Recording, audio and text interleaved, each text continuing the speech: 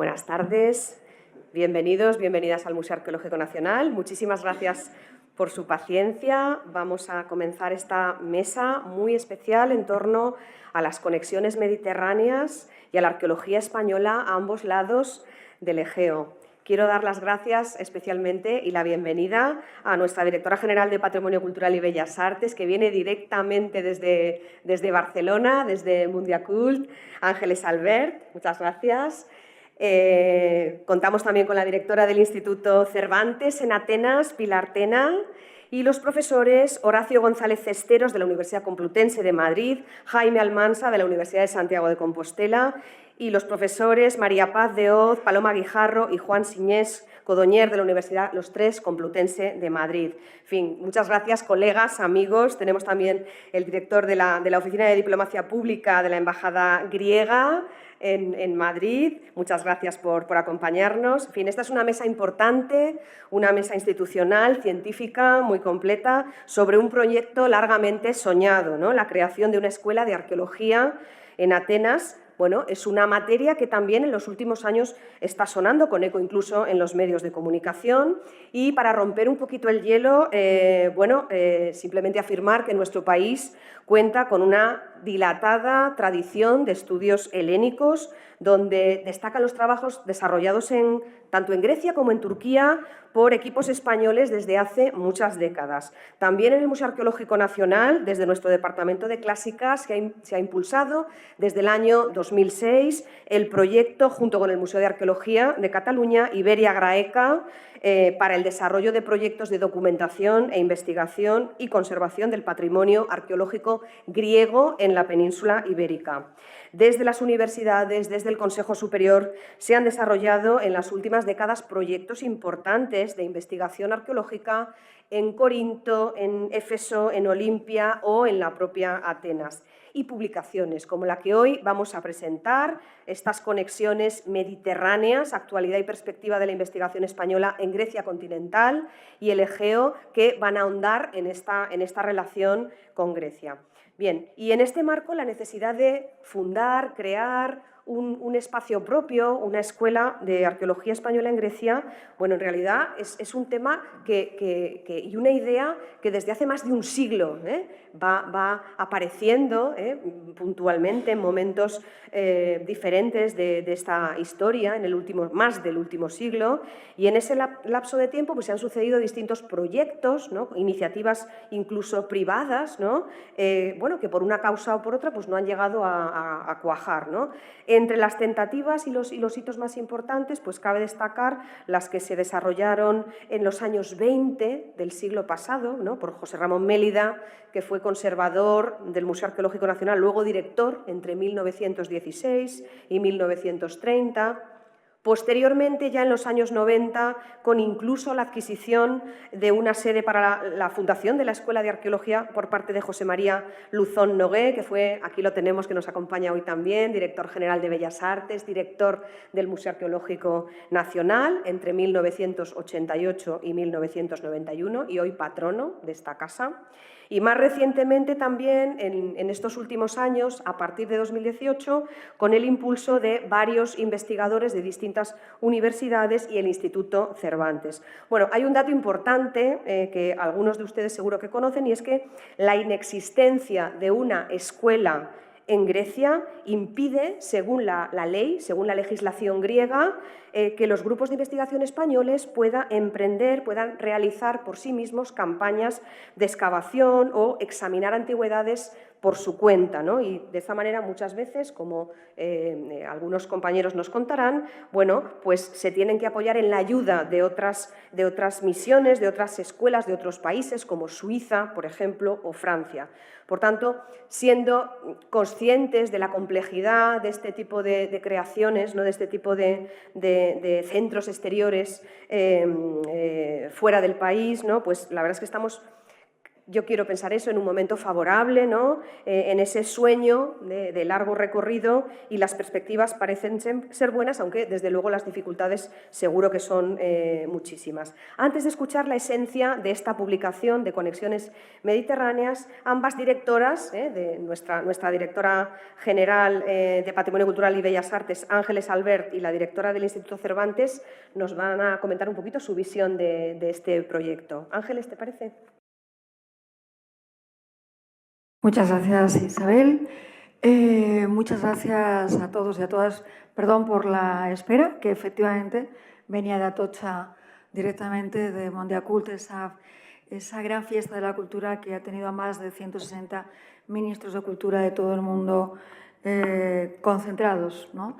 Para ver cómo mejorar y ampliar la presencia de la cultura como un eje fundamental del desarrollo de todos los pueblos.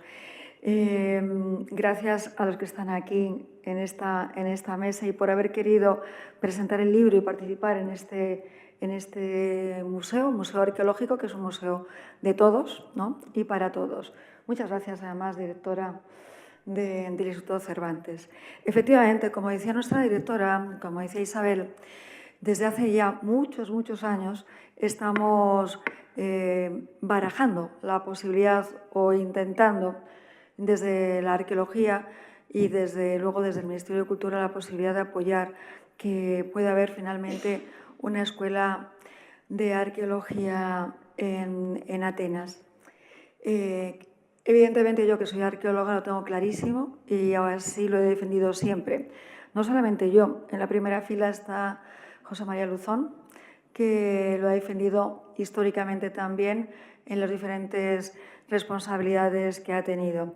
El proyecto Iberia Graeca, que comentaba antes Isabel, con una sede, además, concretamente en Girona, ¿no? Con un estudio para hablar, un espacio para hablar y fomentar las relaciones entre España y Grecia y los estudios que pudiera haber.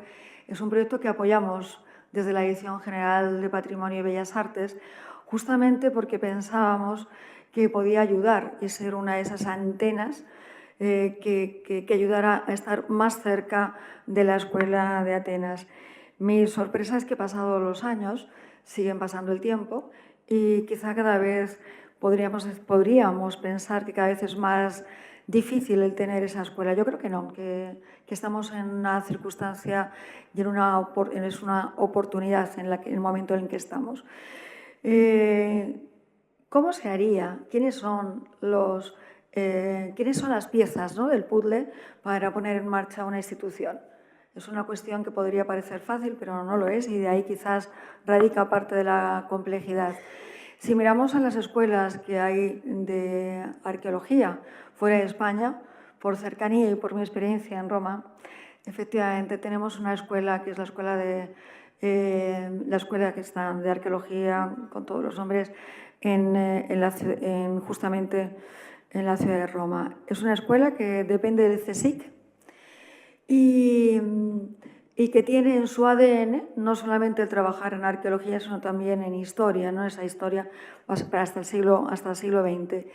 Pero su fortaleza, su mayor fortaleza, desde luego, es la arqueología, con una biblioteca excelente, con becas, con residentes y con una dirección en estos momentos a frente de un arqueólogo, ¿no?, de Antonio Pizzo. ¿Podría ser ese el modelo? Ese es un modelo que planteamos al CSIC hace ya años y se le ha vuelto a plantear ahora, al menos por parte de nuestra embajada. Quizá las circunstancias o la situación hace que el modelo al que tengamos que enfrentarnos o que podamos proponer requiera de la colaboración de más agentes y de más actores. Por eso la colaboración del Instituto Cervantes siempre ha sido y siempre será determinante. Nosotros en el Ministerio de Cultura restauramos hace ya años, concretamente acabamos, si no me equivoco, en el año 2011, la sede del que es ahora el Instituto Cervantes, siempre pensando en que podía ser una sede también para esa escuela, ¿no?, esa escuela de arqueología. José María Seguro Luzón se acuerda de ello, y yo también, porque impulsamos de una forma decidida el acabar esas obras. Ahora lo que yo ofrezco es, desde el Ministerio de Cultura y desde la Dirección en concreto de Patrimonio y Bellas Artes, la colaboración para que podamos poner ese ejercicio, esa piedra más en esta constitución de esta escuela. Me consta que nuestro embajador en Atenas es un embajador muy activo, ¿verdad? Cree firmemente y está absolutamente decidido a articular, ¿no?, ese escenario de instituciones que lo hagan posible. De hecho, seguramente después el representante aquí de la Embajada de Grecia nos podrá aclarar, o mis compañeros, somos cerca de 20 los países que tienen escuelas en Atenas y, francamente, es una paradoja no nada positiva, yo creo, que España no lo tenga, ¿no?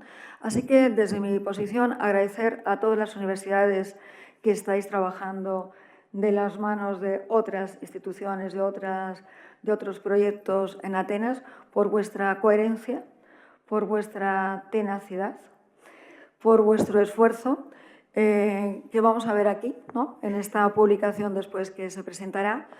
Y al menos en el Ministerio de Cultura sí que estamos completamente decididos a ayudar. ¿Cómo? Sí, con recursos humanos o recursos económicos o estrategias. Habrá que verla, yo creo que quizás un poco de todo, ¿no? Quizá, para que entre todos los responsables de la acción cultural y que tengan responsabilidades en el exterior podamos acometerla.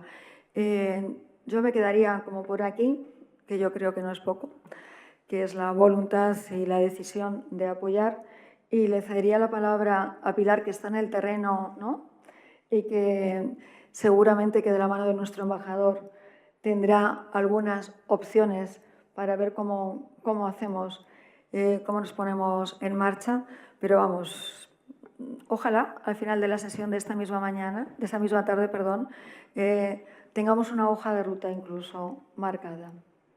Muchas gracias. Hola, buenas tardes. Muchísimas gracias, Ángeles y Isabel, y gracias a todos por invitarme a participar en este acto. Yo estoy encantada de representar al Instituto Cervantes de Atenas y también que se me permita hablar de este tema y hablar sobre todo de este libro y nuestro papel en la publicación de este libro. La idea del proyecto del libro surgió en diciembre de 2022, nada más terminar unas jornadas en las que estaban varios de los compañeros que están aquí hoy, que celebramos en nuestro centro de Atenas. Teníamos las ponencias de todos los participantes, muchas de ellas estaban ya en 2 idiomas, había una línea común, un hilo conductor, que era el mismo del seminario, y bueno, tenía todo el sentido del mundo hacer un libro después, ¿no?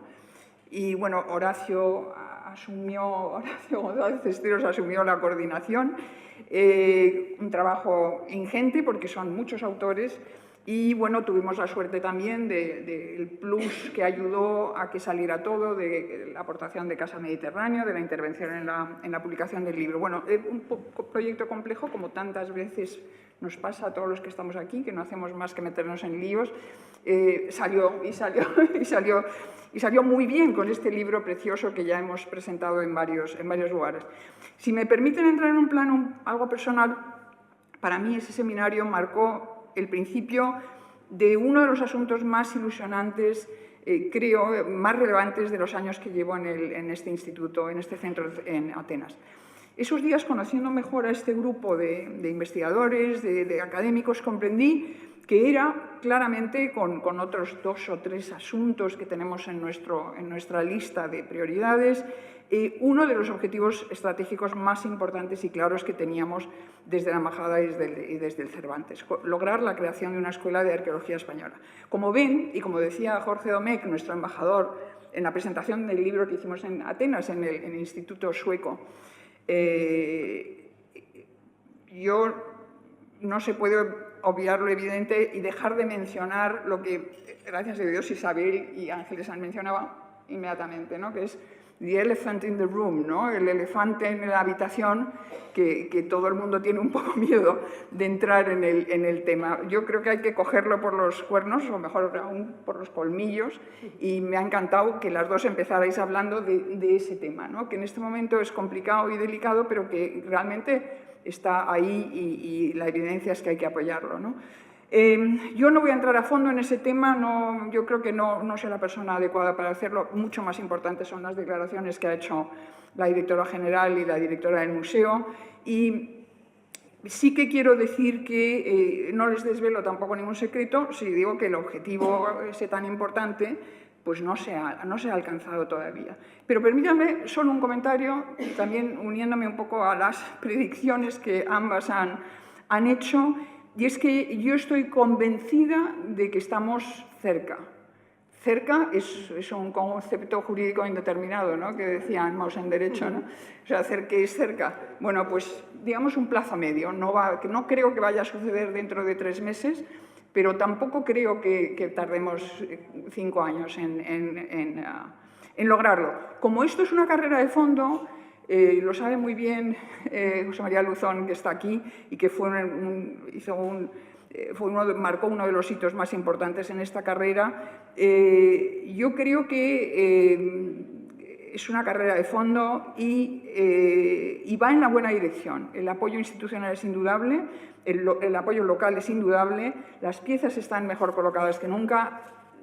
Todos vosotros, los investigadores, los profesionales, los expertos, habéis hecho un trabajo de coordinación entre vosotros absolutamente extraordinario y bueno, hay toda una masa de trabajo y de proyecto serio y consolidado que en este momento no creo que haya habido un momento más favorable. Yo he vivido de primera mano el cariño y la consideración que existe entre los actores relevantes en Grecia, la gente de las escuelas, de los institutos de otros países que trabajan con ellos, con nuestros investigadores y profesores, por las razones que explicaba Isabel.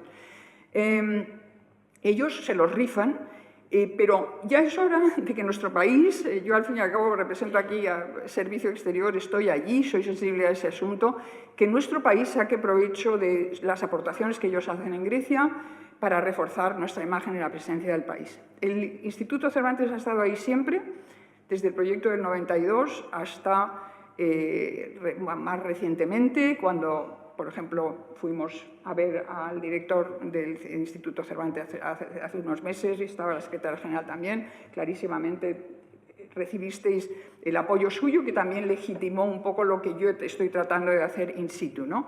Como decíamos, también está muy bien explicado en el libro, hay uno de los capítulos o una de las intervenciones de Jorge García Sánchez, que se llama Lost in Foundation, perdido en la fundación, que cuenta muy bien en gran detalle todos los hitos, ¿no? Efectivamente, José María Luzón compró esa casa donde yo tengo mi despacho, uno de mis despachos, porque tenemos 2 edificios ahora mismo en Atenas, en la calle Erecciu 48, del edificio que comprasteis en el 92, y otro en el barrio de Kolonaki, en la calle Escufa 31, bueno, entonces nos distribuimos entre los 2 porque no cabemos en ninguno de los 2.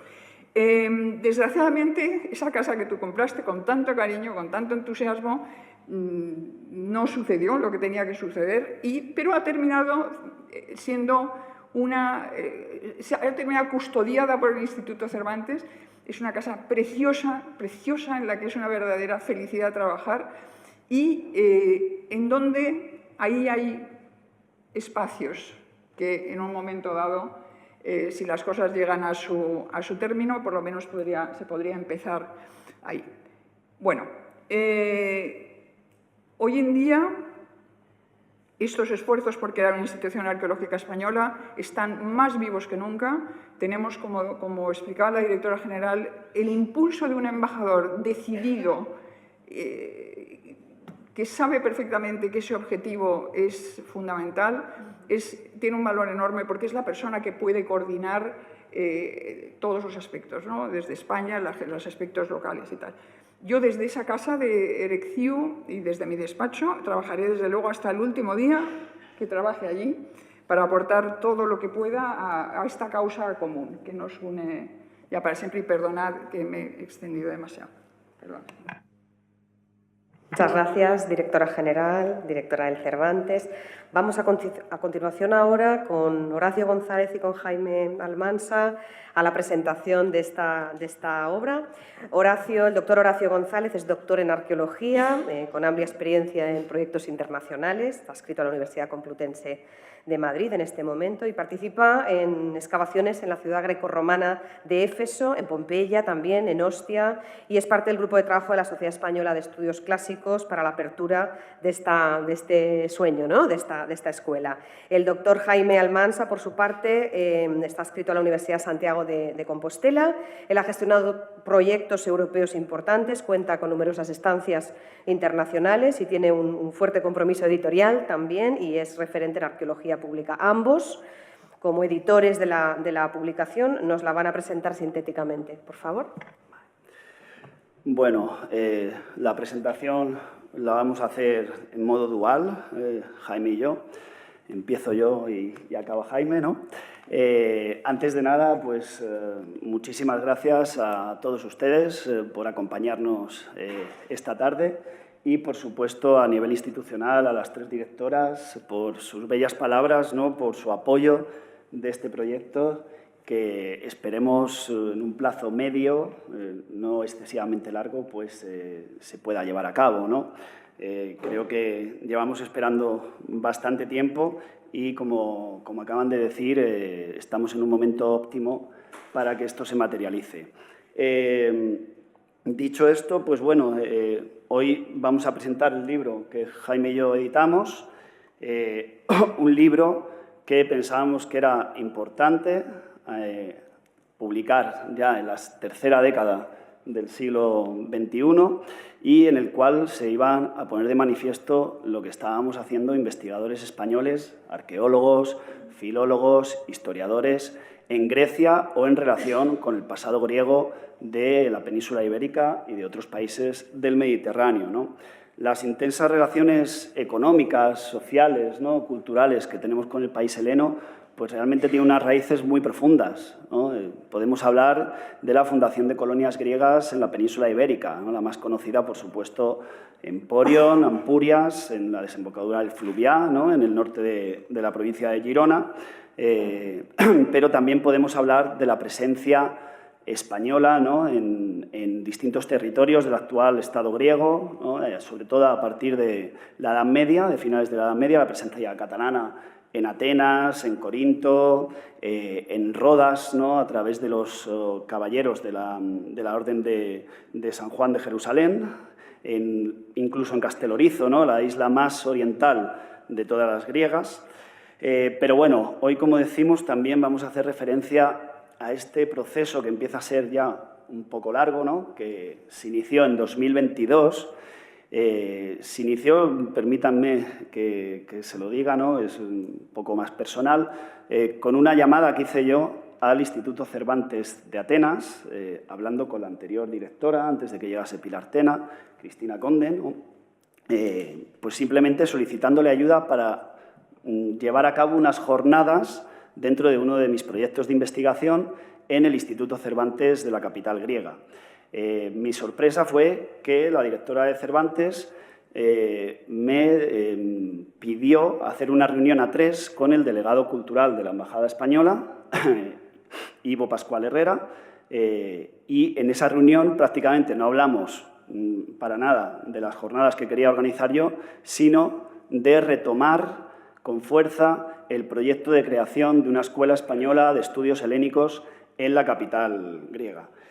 Evidentemente, yo de primera me quedé a cuadros, ¿no? Porque, claro, lo habían intentado bastantes personas antes que yo, incluido el profesor Luzón, que está en la sala, ¿no? En los años 90, y, bueno, pues directamente les dije que había que formar un equipo de trabajo que fuera amplio, que abarcase gente de toda la península ibérica, ¿no? De todo el Estado español, y distintas disciplinas que tratasen la historia y la arqueología griega.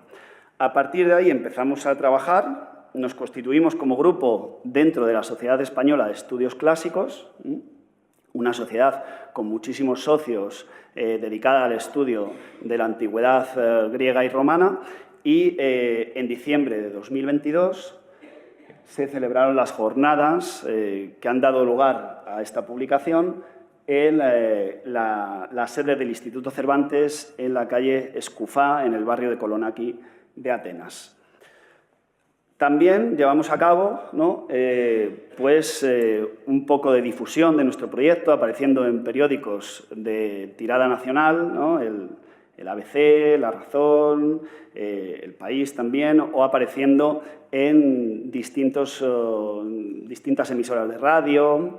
Pero, como les digo, el punto más importante fue en diciembre de 2022, con la celebración de las jornadas en el Instituto Cervantes de Atenas. Unas jornadas que yo recuerdo con bastante cariño, la verdad, porque no solo recibimos el apoyo de la gente de la Embajada y la gente del Cervantes, sino de personal de otras escuelas extranjeras en Atenas. Cabe decir, la directora Albert, que son casi 20 escuelas, son 20 ya tras la llegada de la escuela china hace año y medio a Atenas, con lo cual nos están esperando, ¿no? Vienen desde China, no vamos a venir desde Madrid, ¿no?, desde España. Y, bueno, como les digo, tuvimos una acogida muy buena, tanto de colegas griegos como de colegas de otras instituciones extranjeras trabajando en Grecia. Luego fuimos recibidos en la residencia del embajador en Atenas, junto con otras personalidades del mundo de la arqueología, pero también del mundo de la divulgación, ¿no?, como Pedro Laya, que tienen ahí abajo a la derecha, y también con representantes de distintos ministerios griegos, de distintas oficinas diplomáticas, etc. Cedo la palabra a Jaime. Bueno, lo primero de todo, gracias, que así queda un poco raro hacer el interín, pero realmente lo importante, como ya se ha venido contando en la mesa, es que a raíz de esa jornada quedó claro que era casi imprescindible, ¿no?, por decirlo de una forma más acuciante, la edición de un libro con todo lo que se había hablado aquel día. De hecho, ese libro incluyó no solo lo que se había hablado aquel día, sino 2 o 3 intervenciones más que no estuvimos, porque yo soy una de ellas, presentes en la jornada, pero que sí que nos habíamos integrado desde pronto en el grupo de trabajo que estaba empezando a pensar, ¿no?, un poco este nuevo intento de abrir, ¿no?, en algún momento esa Escuela Española de Estudios Helénicos. Lo primero de todo os quería comentar es que el libro está en acceso abierto. No es un libro que quisiéramos vender de forma comercial, sino que aprovechamos los fondos que nos cede Casa del Mediterráneo para hacer una edición, digamos, institucional, ¿no?, con la que pudimos repartir a los diferentes institutos de Grecia, universidades griegas, y también dentro de España, creo que en todas las universidades que contaban con un grado de historia o de arqueología.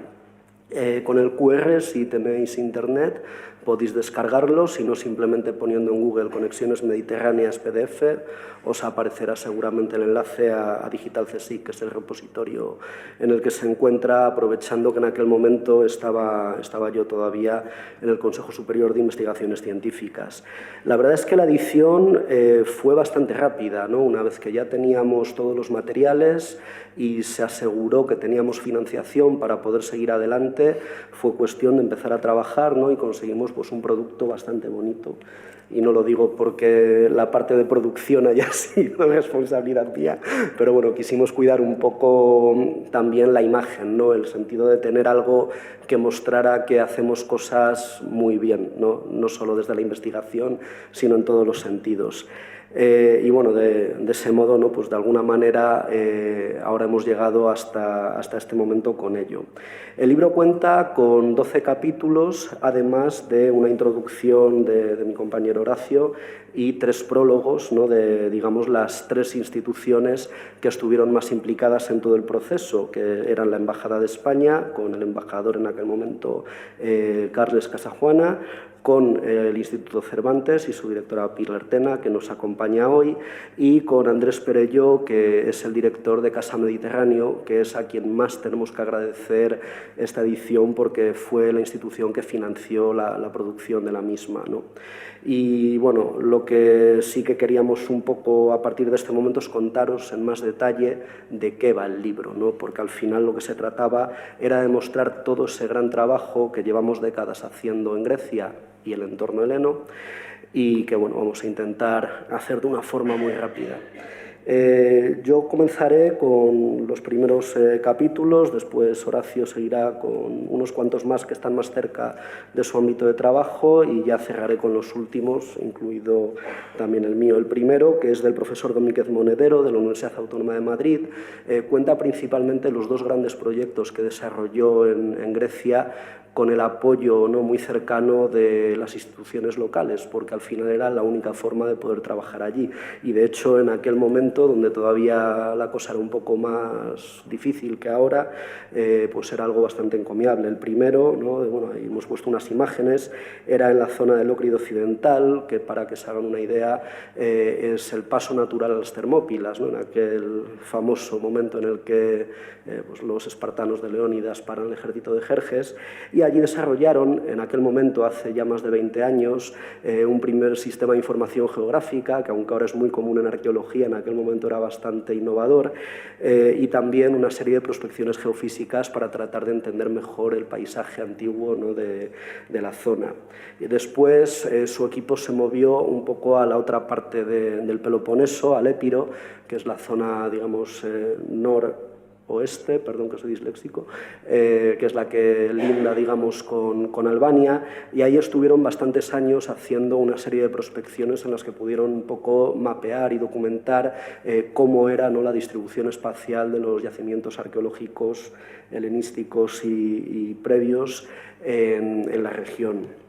Después, nuestro compañero Manuel Arjona, que es un caso especial porque es un español que lleva muchísimos años trabajando como arqueólogo profesional en Grecia, tanto para diferentes eforías como para algunas de las escuelas extranjeras, aportó para el libro un pequeño trabajo sobre el santuario de los hijos de Teseo en Fáliro, una zona cercana a Atenas, en la costa, y fue un momento además bastante emotivo durante el encuentro que hubo en diciembre del 22, porque bueno, lo que aparece en las fotos es el alcalde de Fáliro entregándole un libro firmado, ¿no? como homenaje a todo el trabajo que había estado desarrollando allí en estos años, ¿no? Y a mí me parece un ejemplo muy bonito del trabajo que se está haciendo, porque no implica solo a las instituciones españolas que están trabajando allí, sino a algunos profesionales que salieron de nuestro país y que poco a poco se fueron integrando en la arqueología helena, también con sus dificultades, que no era sencillo.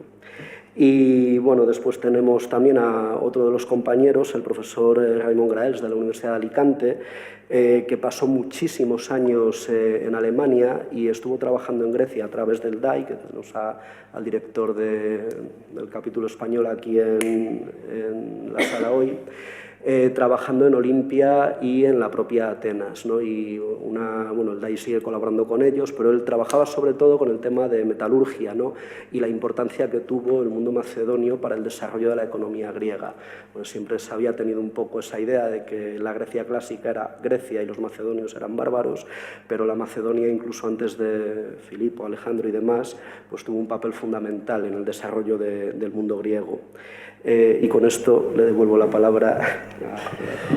Y yo voy a hablar, en primer lugar, del siguiente capítulo, que es un capítulo que le tengo mucho cariño a su autor, ¿no? Es un gran amigo mío que no ha podido estar hoy aquí, Antonio Sáez, profesor de la Universidad de Sevilla, quien lleva trabajando desde 2015 en la ciudad de Corinto. El profesor Sáez es uno de los mejores especialistas en arqueología púnica de todo el Mediterráneo. Y bueno, pues la escuela americana en Atenas, que es la que lleva las excavaciones de Corinto, contactó con él para poder trabajar una serie de materiales arqueológicos que les habían aparecido ya en los años 70 en las excavaciones del centro de Corinto, de la ciudad clásica de Corinto, y que no sabían muy bien ubicar. Son estos que están ustedes viendo en la pantalla, que son... gracias, perdón.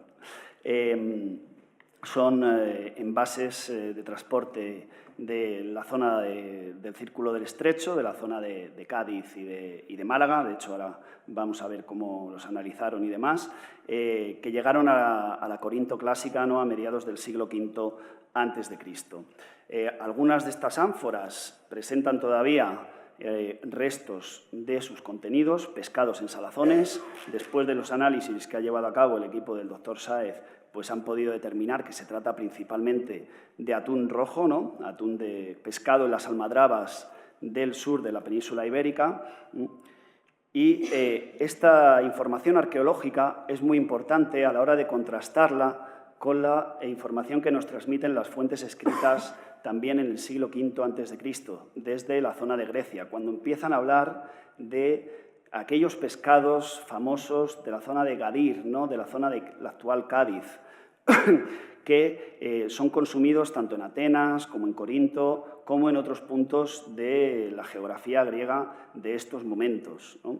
Entonces, por primera vez tenemos lo que es la constatación arqueológica de algo que nos están transmitiendo las fuentes escritas. En este caso, podemos decir que los autores clásicos no mentían, realmente importaban pescado de la zona sur de la península ibérica en grandes cantidades, ¿no? El trabajo de Antonio Sáez ha sido apoyado por el profesor de la Universidad de Barcelona, Leandro Fantucci, a través de análisis petrográficos que han podido determinar varios grupos de procedencia de estos envases, destacando uno muy amplio de la zona de la Bahía de Cádiz y otro también de la zona de Vélez Málaga, junto con algunos envases producidos en Málaga y un pequeño grupo de la zona oeste de Sicilia. En todos los casos se trata de asentamientos púnicos que parece que están siendo centralizados, sus producciones están siendo centralizadas desde la propia Cádiz y enviadas a todo el Mediterráneo, en este caso a un sitio tan lejano como Corinto. De estos trabajos llevados a cabo en Corinto en época clásica, en el siglo V a.C., pasamos al siguiente artículo, escrito por Guillermo Pascual Berlanga, que trata sobre importaciones principalmente de ánforas, pero también de otras cerámicas, en la zona del Epiro, es decir, en la zona más occidental de la antigua Grecia. En época helenística, nos vamos a 2 siglos más tarde, y en su análisis el doctor Pascual Berlanga divide esta región griega en 2 microrregiones, una interior relacionada con la actual Ioánina, ¿no?, tendría como sede la actual Ioánina, en la cual ha tenido la suerte de poder trabajar por medio de distintas instituciones griegas materiales del gran santuario de Dodona, pero también de algunos yacimientos más humildes, como la granja de Piscopi, ¿no?, o algunos yacimientos también rurales en el entorno de Ioánina. La segunda microrregión que ha analizado Pascual Berlanga es la zona costera del Epiro, ya más mirando hacia Corfú, al norte del Golfo de Preveza, observando que en esta región la cantidad de importaciones es mayor que en el interior, algo que no debe de sorprender, ¿no? El comercio antiguo mediterráneo era principalmente marítimo. Lo que pasa es que se trata casi siempre de los mismos materiales, de otros puntos de la Hélade, pero también de Italia, y en este caso están ausentes las importaciones hispanas. Y esto nos lleva a plantearnos una pregunta importante, y es por qué separan estas importaciones o estas exportaciones, si lo miramos desde el otro punto del Mediterráneo, a partir del siglo IV, III a.C. Sabemos que a partir del siglo II la península ibérica empieza a absorber cada vez mayor número de importaciones egeas, ¿no? Sabemos que hay un comercio, las fuentes escritas nos transmiten que hay un comercio importante entre ambos puntos del Mediterráneo. Sin embargo, dentro de esta ecuación hay algo que nos falla en arqueología. Creemos que se trata de las exportaciones, no de salazones en este caso, no de envases cerámicos, sino de cobre, de plata y de plomo desde las minas hispanas, que en muchas ocasiones no dejan huella arqueológica aunque evidentemente han aparecido en el Mediterráneo occidental, como pueden ver en este mapa, con lo cual nos lleva a plantear que en realidad lo que ocurre aquí es un cambio político en el cual el centro de Italia, ¿no?, la región en torno a la bahía de Nápoles y la región del sur del Lazio, empiezan a tener un papel predominante dentro de los intercambios mediterráneos. Estamos avanzando hacia un sistema comercial y económico romano en el cual Italia actúa de bisagra y en el cual hay puntos del Mediterráneo que no interactúan entre sí, sino a través de Roma. Y aquí vamos a mi artículo, un artículo que escribí al empezar dos proyectos que todavía siguen en curso, uno vinculado a la Universidad Complutense de Madrid, que se llama Lejos de casa, mercancías hispanas en el Mediterráneo romano y tardoantiguo, y otro que está vinculado a la Escuela Austríaca de Arqueología, que se llama Cruzando el mar, relaciones comerciales entre ambos puntos del Egeo, ¿no?, entre el este y el oeste del Egeo. En el primero de estos proyectos analizamos la llegada de mercancías hispanas en época romana a distintos lugares del Mediterráneo, incluyendo de nuevo el Egeo. Aquí la dinámica vuelve a cambiar. Entonces, vemos todas esas producciones de aceite de oliva, por ejemplo, del Valle del Guadalquivir, ¿no? Supongo que muchos de ustedes han oído hablar del Monte Testaccio en Roma, un monte hecho directamente con ánforas de aceite producidas en el Valle del Guadalquivir. Pues analizamos estas producciones de estos talleres del Guadalquivir, como el que están viendo aquí en la imagen, en la provincia de Córdoba, y su llegada a puntos como Éfeso, ¿no?, una de las principales metrópolis de época romana y tardoantigua, o al mismo Ágora de Atenas. Como les digo, el proyecto va desde época romana inicial hasta la tardoantigüedad. Estas ánforas las encontramos hace algunos años en Éfeso y son ya de finales del siglo V, inicios del VI, cuando ya la península ibérica no está bajo la órbita política de Roma, ¿no? Y antes de volver a dar la palabra a Jaime, quería hacer un inciso, y es que aquí tienen dos fotos de mi equipo en Éfeso, ¿no? Sé que algunos de los participantes están en la sala, ¿no? Es un equipo del cual, pues sí, me siento muy orgulloso, hay que decirlo, formado por jóvenes investigadores de distintas nacionalidades. Creo que es un buen ejemplo porque me parece que la Escuela Española de Atenas debería de ser algo parecido, es decir, contar, por ejemplo, con gente de Grecia, como aquí tenemos a Olga y a Dimitra, cada uno en uno de los laterales de las fotos, ¿no? Contar con gente de distintas regiones hispanas y contar también con gente de otros países como Furkan, que le tenemos en la foto de 2025 de la Universidad Koç de Estambul. Yo creo que España lleva mucho tiempo colaborando con otras instituciones en el extranjero y esta foto es una buena muestra de ello, y creo que podemos llevar a cabo una labor inclusiva, ¿no?, de la investigación en Grecia y en otros puntos del Egeo a través de una sede en Atenas.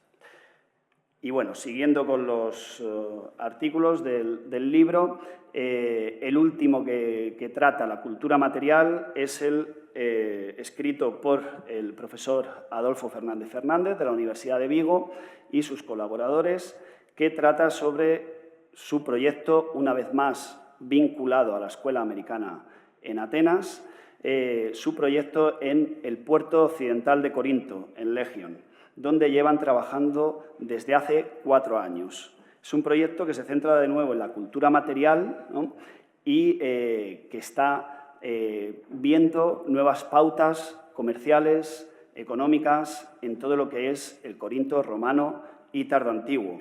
De hecho, el profesor Fernández Fernández ha tenido la posibilidad de reestudiar los materiales provenientes de la Basílica de Legion, unos materiales que fueron la base de este libro que están viendo ustedes en la pantalla, escrito por John Hayes en 1971 y que para nosotros los arqueólogos es la base de cualquier clasificación cronológica relacionada con toda la antigüedad tardía, desde finales del siglo II hasta finales del siglo VII después de Cristo. Un libro que sigue vigente, pero que ya han pasado más de 50 años y estamos convencidos que la labor del profesor Fernández va a cambiar varios de los paradigmas actuales que tenemos a nivel arqueológico sobre la antigüedad tardía. Jaime. Gracias, Horacio. Y bueno, continuaríamos entonces con los últimos capítulos del libro de forma muy breve por dos cuestiones principales. La primera, que dos de las personas protagonistas están aquí en la mesa hoy, y la segunda, que uno de los capítulos ya me lo han destripado en la primera parte de la mesa, entonces será bastante breve, aunque bueno, por medio está el mío, así que igual me entretengo un poco. El primero sería el de la profesora María Padeo de la Universidad Complutense de Madrid, que tenemos aquí con nosotros, que trata sobre epigrafía griega desde la filología clásica, en un contexto de los estudios actuales que se hacen desde la filología clásica en España, con dedicación especial a la epigrafía griega en nuestro territorio. Y de hecho las imágenes que tenemos aquí un poco en pantalla serían la de la izquierda vuestra, que está aquí en el Museo Arqueológico Nacional y que viene del yacimiento de Medellín, en Extremadura, y la que está aquí a vuestra derecha del yacimiento de Ampurias, en Girona. Y bueno, después estaría ya mi capítulo, y aunque yo también tengo formación de arqueología y me considero arqueólogo, realmente me he dedicado principalmente a la gestión del patrimonio arqueológico y a la arqueología pública. Y eso me llevó hace varios años, justo antes de la pandemia, a pasar 2 años en Grecia trabajando un poco sobre los modelos de gestión del patrimonio arqueológico en el Mediterráneo. En concreto, una de las líneas que tenía el proyecto tenía que ver con el impacto que tiene la arqueología, y varios de los casos de estudio estaban precisamente en Grecia, donde tuve la oportunidad de colaborar con universidades locales y las eforías responsables de cada uno de los sitios. En concreto, pues tendríamos en esta primera diapositiva el de la antigua Messini, que si viajan a Grecia es un sitio que les recomiendo muy encarecidamente porque no es muy conocido, aunque ya va apareciendo cada vez más en las guías, pero es espectacular. Y ahí, pues, por ejemplo, tuvimos la oportunidad de hacer un estudio de público bastante interesante a modo de formación para los estudiantes locales, y estuvimos varios días pues, haciendo seguimiento de visitantes, mapas de calor, entrevistas y demás para entender un poco cómo realmente estaba afectando este sitio a la economía local. Spoiler, tanto para este como para los otros dos, muy poquito, ¿no? De hecho, se puede ver el estado de la carretera que da acceso al yacimiento por el oeste.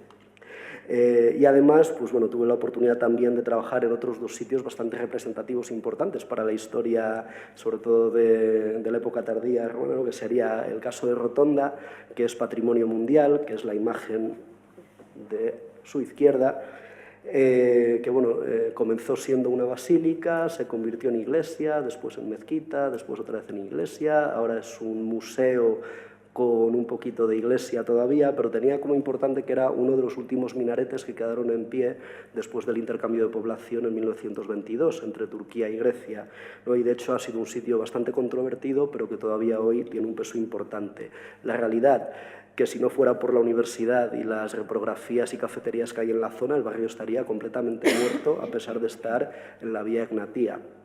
El de la derecha es el caso de Nicópolis, que es un sitio espectacular a todos los niveles y que bueno, viene de uno de los momentos más importantes, ¿no? del nacimiento de Roma, que es la batalla de Actio, y cómo después terminan concentrando a toda la población que había en la zona en esta nueva ciudad, ¿no? Y aquí pues, es uno de los sitios en los que acuñé el término de la poética de los carteles vacíos, ¿no? De cómo terminamos haciendo muchas infraestructuras sin interpretación, pero que aún así, a pesar de la importancia que ha tenido siempre la arqueología dentro de Grecia, ¿no? Y del uso que se le ha dado principalmente a los teatros, pues termina siendo espacios bastante poco aprovechados y también visitados, a pesar de ser una zona muy turística. Con eso pasamos al siguiente, que sería del profesor Juan Signes, también de la Universidad Complutense de Madrid, y que tenemos con nosotros, que trabaja sobre todo las conexiones entre Bizancio y la península ibérica. Es un tema que además está muy poco tratado en nuestro país, especialmente en el currículo escolar, ¿no? Parece como que una vez que cae el Imperio Romano se acaba todo, y no es así para nada. Y bueno, plantea sobre todo en el capítulo los nexos, ¿no? que existen a lo largo del tiempo entre ese mundo bizantino y el resto del mundo mediterráneo, ¿no? que había sucumbido ya a los bárbaros, con cuestiones tan curiosas como puede ser en este caso el mihrab de la mezquita de Córdoba, el siglo X, que seguramente seguramente estuvo hecho por artesanos que venían de Bizancio y que trabajaban indistintamente para reinos cristianos, reinos musulmanes y demás, ¿no? Y que tenían pues una pericia especial. O otro caso, como puede ser este antiguo capitel que estaba en una iglesia de Constantinopla y que fue hecho en el siglo VI y que después de una racia de los almogárabes terminó como pila bautismal en una iglesia catalana, ¿no? Que son casos pues, que también pueden resultar a veces bastante curiosos en el siglo XIV, si no recuerdo mal. De hecho, el tema de los almogárabes es seguramente el que da una de las conexiones más icónicas de España con Grecia, y es la construcción de la Torre Catalana en la Acrópolis, y que estuvo ahí vigente desde desde finales de la Edad Media hasta mediados del siglo XIX, en el que se desmontó porque se quería volver, y todavía se está volviendo, a lo que fue la Acrópolis de Pericles, ¿no? Que es esa gran obra de restauración que ha estado un poco preocupando al gobierno griego en los últimos años. Finalmente tenemos un capítulo de cierre que a mí siempre me pareció el más bonito, porque es un capítulo historiográfico sobre la historia de la creación, o más bien la historia de la no creación de la Escuela de Estudios Helénicos en Atenas, la Escuela Española de Estudios Helénicos. Pero bueno, como este tema sí que se ha tratado bastante ya en el inicio, voy a pasar, ¿no? Pues muy de largo, desde las perspectivas originales nacionalistas que podía tener alguien como Saturnino Ximénez y Enrich, ¿no? Que básicamente lo que planteaba era esa necesidad, ¿no? De mostrar la presencia española afuera, o casi la envidia, podríamos decir, que mostraron después otras personas como José Ramón Mélida, ¿no? De no tener los espacios que otros países estaban empezando a tener ya, tanto en Roma como en Atenas. Se fue poco a poco tratando, ¿no? de colocar ese pie en la capital griega, y ya desde principios del siglo XX hubo un par de intentos, tanto con la dictadura de Primo de Rivera como durante la Segunda República, viajes científicos, distintos sondeos, ¿no? En el que seguramente también destacó el que hicieron Pedro Bádenas y Ricardo Olmos desde el CSIC en 1990, para tratar un poco también de establecer las bases, ¿no? De lo que podría ser esa nueva escuela, pero que en 1992 parecía como que se había perdido, cuando nos llevamos la gran sorpresa de que el entonces director general de Bellas Artes, José María Luzón Nogué, que tenemos hoy también con nosotros, tomó la iniciativa y adquirió en aquel momento pues, 3 edificios que pudieron haber sido fundamentales para la arqueología exterior en España, que fue pues, el de Ercciu en Atenas, que ahí tienen pues, una foto en la que están en la terraza del edificio, ya ven la localización, que es extraordinaria, así como los edificios de Cairo y Damán, ¿no? Que eran un poco los espacios en los que en aquel momento la arqueología exterior española estaba más presente, o intentaba estar más presente. Por desgracia, pues, bueno, la llegada en este caso fue de Carmen Alborch con nuevas prioridades, ¿no? al Ministerio de Cultura en 1993, dejó un poco este proyecto en el olvido, y tuvimos la suerte de que con las reformas que se llevaron a cabo para acoger al Cervantes, al menos el edificio no quedó abandonado y perdido, ¿no? Y eso por lo menos nos mantiene esa esperanza de llegar pronto. De nuevo, el penúltimo intento lo viví también en persona, en aquel momento vivía en Atenas, y fue de la Universidad Autónoma de Madrid, con la anterior directora del Instituto Cervantes, en el que pues, se trató, ¿no? de volver otra vez a mover un poco esta vieja idea, ¿no? de abrir la escuela, pero realmente también quedó un poco en la nada, ¿no? Y se diluyó antes casi de empezar a hacerse realidad, hasta que llegamos un poco a estos últimos años en los que se ha retomado con bastante fuerza, y espero que pronto con éxito, la iniciativa. Y la verdad es que desde la primera presentación que hicimos en Casa del Mediterráneo, quise poner esta foto porque me parece una foto preciosa, y no sé si se nota muy bien, pero es Atenas nevada, y es una experiencia que pude tener, creo que fue en febrero del 19 o finales de enero del 19, y que bueno, representa casi el oxímoron, ¿no? de haber intentado la escuela durante tanto tiempo sin conseguirla, pues casi tan difícil como ver nevar en Atenas. Vi nevar en Atenas, espero ver la escuela. Y bueno, tienen ahí el curre de nuevo, por si no les dio tiempo a descargar el libro. Muchas gracias, y continuamos entonces con el resto de la mesa. Muchas gracias, Jaime, muchas gracias, Horacio, y enhorabuena por la edición de las conexiones mediterráneas. Y vamos a terminar el turno de intervenciones escuchando desde la filología, desde la epigrafía, ¿no? otras intervenciones en apoyo del proyecto. Vamos a comenzar con la doctora Paloma Guijarro. Ella es profesora de Filología Clásica de la Universidad Complutense de Madrid. En fin, ha disfrutado de distintas becas de fundaciones griegas y de varios contratos postdoctorales internacionales. Paloma, por favor. Sí. Bueno, buenas tardes. Si me lo permiten, puesto que va de conexiones kalispérasas, kalosírzate, en griego moderno. Y bueno, por supuesto, me gustaría extender mi agradecimiento a quienes me han precedido en la palabra, no solo por el apoyo institucional que se ve que es evidente y que es fundamental para cualquier iniciativa, sino también a mis colegas que son realmente el germen de este nuevo intento, esperemos que definitivo, y bueno, pues que al final somos enanos a hombros de gigantes y esperamos que, bueno, pues que esto tenga la mejor de las acogidas. Nosotros tres vamos a abordar un poco la perspectiva desde la filología clásica, teniendo en cuenta lo fundamental de las colecciones, del trabajo interdisciplinar, multidisciplinar, al que se nos está también invitando desde todos los ámbitos y ópticas del mundo de la academia, no solo entre las instituciones y la academia, sino también con la sociedad y que se vea nuestra presencia y la utilidad de todo lo que hacemos, ¿no? En este sentido, la filología clásica, especialmente el griego, que es a lo que nos dedicamos, bueno, pues puede parecer que no hacemos nada, que no se nos ve, pero bueno, la idea es comentarles la conexión con el presente y con la actualidad que se está viviendo realmente, de dónde venimos y hacia dónde vamos, ¿no? No sé si lo saben, pero el griego y también el latín están reconocidos como patrimonio inmaterial de la humanidad y aún así todavía sigue cuestionado en nuestras aulas, ¿no? A pesar de eso, una persona, la cantera de la que va a venir la renovación, ¿no? que irá sucediéndose, puede cursar asignaturas como Historia, como Cultura Clásica. En la Comunidad de Madrid hay una asignatura nueva, Fundamentos Léxicos y Mitológicos. Pero bueno, lo cierto es que se están cerrando grupos de griego porque todavía no se entiende, ¿no? La importancia que esto tiene dentro del bachillerato de humanidades, donde debería ser obligatorio y no, la realidad es que no está siendo así. Lo comprobamos desde la Sociedad Española de Estudios Clásicos, a la cual pertenezco en la Delegación de Madrid, y mis compañeros pues también en la Nacional, ¿no?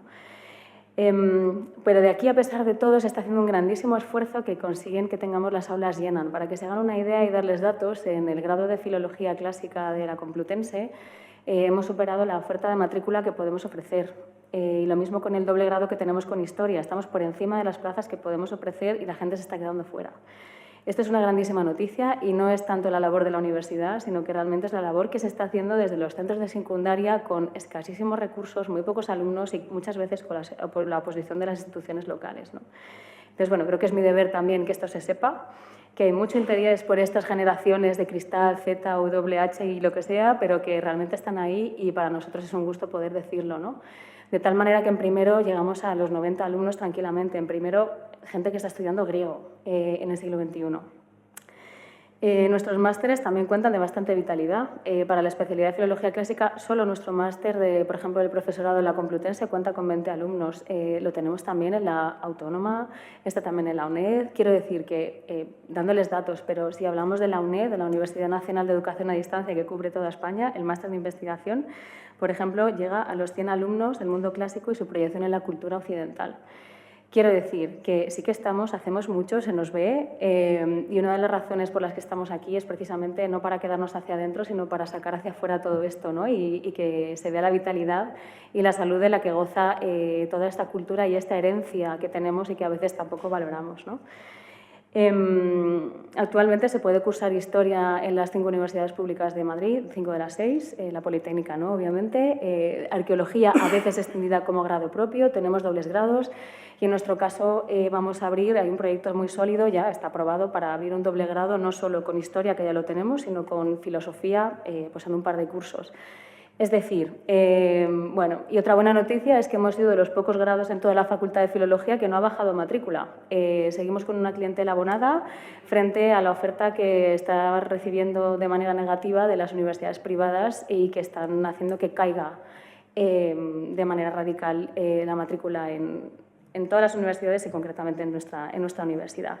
Como ven, si esto no es conexión entre todos los mundos y no seguimos trabajando en esta línea, desde luego, en fin, y creo que también está bien que se sepa, ¿no?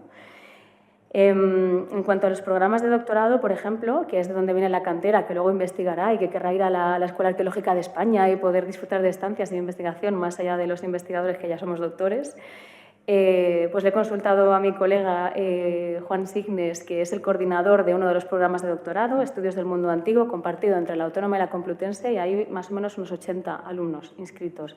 80 investigadores en mundo clásico son muchos. Además está el de Historia y Arqueología, con la especialidad de Arqueología Clásica, que sé que también están mis compañeros ahí. Es decir, que hay movimiento, hay interés y solo falta salir y el apoyo institucional y que esto vaya hacia algún sitio, ¿no? La oferta no académica para acceder al latín y al griego, a las lenguas clásicas, es tan amplia que hoy había contraprogramación.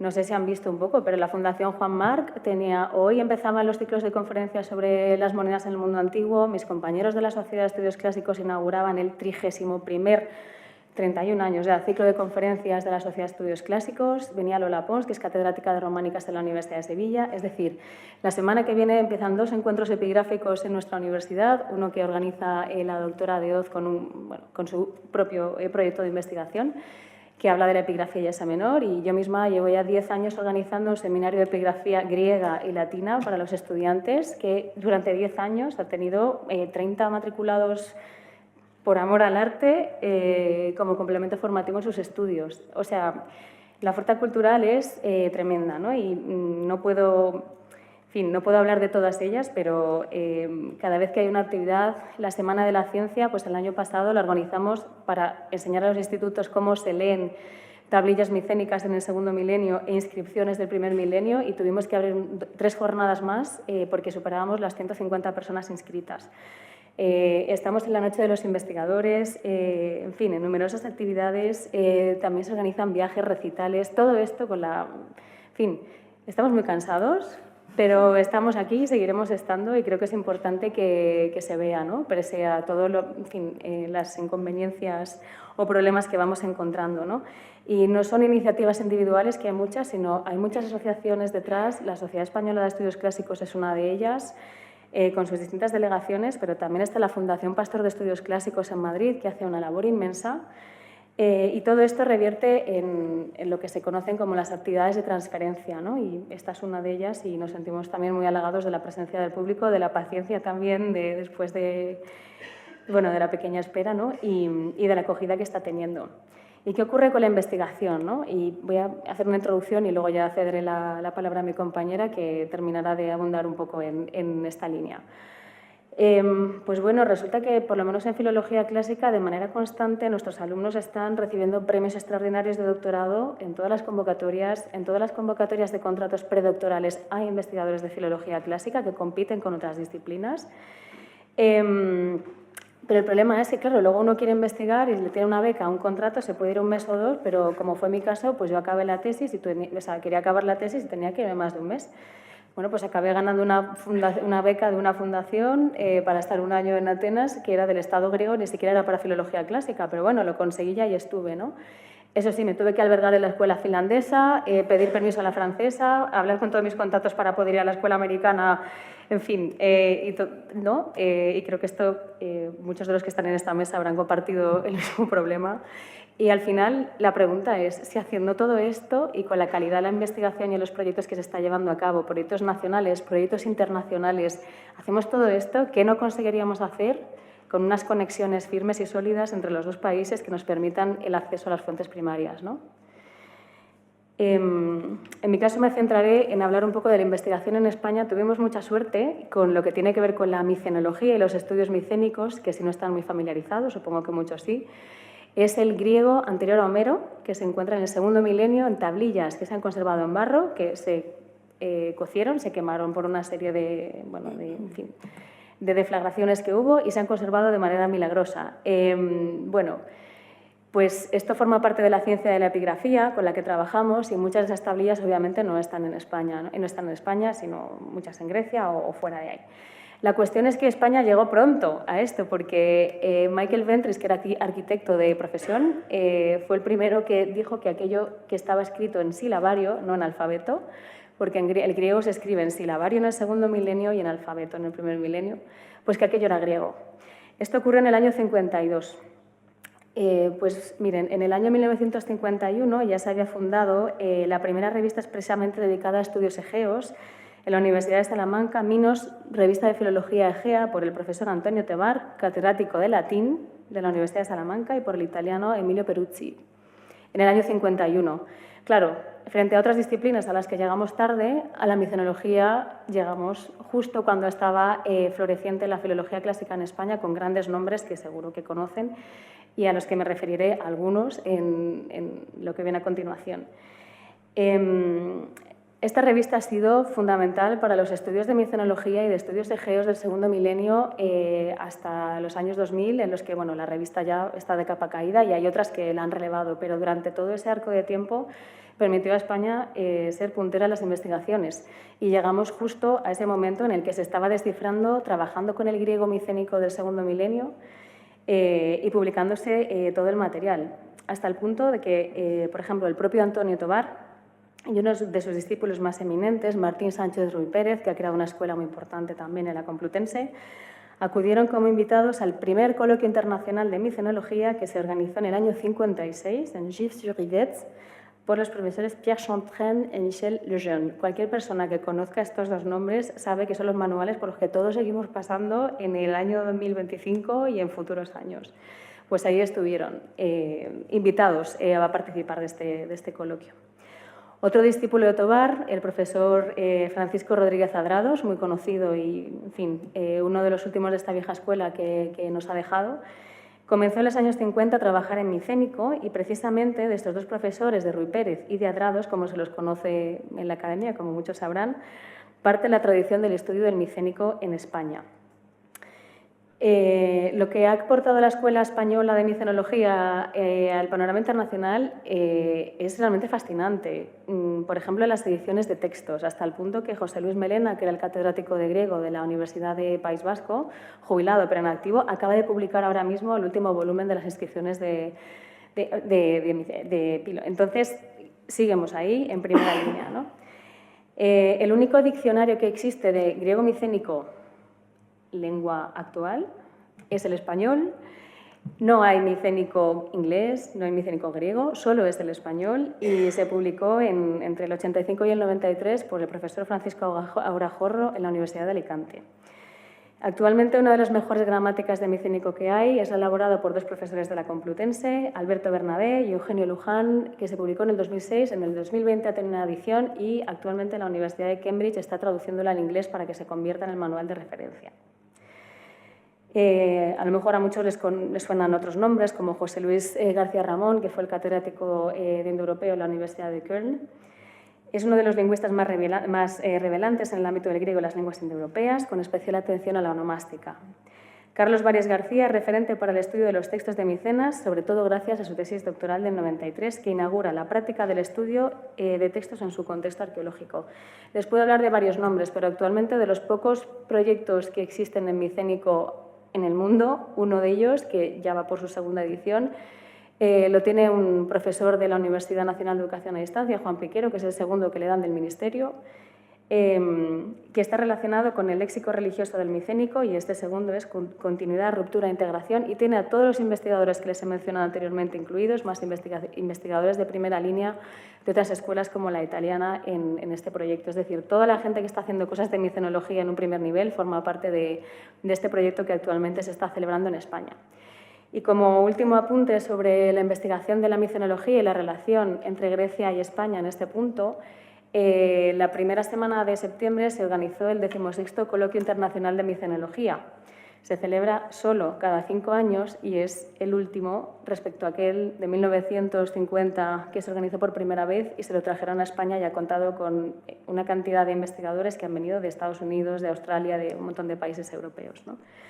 En fin, vuelvo a lanzarles la pregunta, si con todos estos recursos podemos llegar tan lejos y como seguirán viendo a continuación, ¿qué no podríamos hacer, ¿no? Siendo pocos, con tantas ganas y con tantos investigadores y pudiendo sacar tanta cantera adelante, con tantísimas posibilidades para que se siga desarrollando la ciencia en España. Muchas gracias. Muchas gracias, Paloma. Vamos a continuar ahora, para cerrar ya el turno de intervenciones, con la doctora María Paz de Hoz García Bellido, que es catedrática de Filología Griega de la Universidad Complutense de Madrid, con un currículum extensísimo, amplia trayectoria investigadora, estancias y publicaciones internacionales. María Paz. Gracias. Bueno, muchas gracias a las 3 directoras que hay aquí y a todos los presentes, porque sin duda esto es un gran apoyo para lo que queremos sacar adelante. Tengo que dar las gracias también de parte del presidente de la Sociedad Española de Estudios Clásicos, que excusa su ausencia porque, como ha dicho la doctora Guijarro, hoy ha coincidido un montón de ciclos de cosas relacionadas con la filología clásica y bueno, no ha podido estar aquí. Yo voy a continuar hablando de la epigrafía griega, no de la época micénica, sino salto ahora a la epigrafía alfabética, es decir, ya desde el siglo VIII a.C., con un periodo larguísimo hasta donde uno quiera poner el límite, que puede ser ya en la época bizantina, porque tenemos inscripciones griegas en todo el Mediterráneo durante todo este periodo. Los estudios de las inscripciones griegas son una fuente fundamental, como muchos de los presentes ya saben, para cualquier tipo de estudios que se hagan lingüísticos del griego y del indoeuropeo en general. Por supuesto, también históricos, y esto ya se lleva trabajando un tiempo, de historia económica, social, política, y luego algo a lo que nos dedicamos bastante los que abordamos la epigrafía desde la filología, pues cuestiones de historia cultural, cuestiones de alfabetización, la epigrafía para la literatura griega, para la educación, para cuestiones de sociolingüística. Las inscripciones pues tienen, como saben muchos, son unos testimonios con unas particularidades, sobre todo el hecho de que son textos directos, que no se nos han transmitido de manera indirecta y, por tanto, los vemos tal y como se escribieron en su momento. Y en muchos casos, aunque no siempre, los encontramos in situ, en excavaciones o en...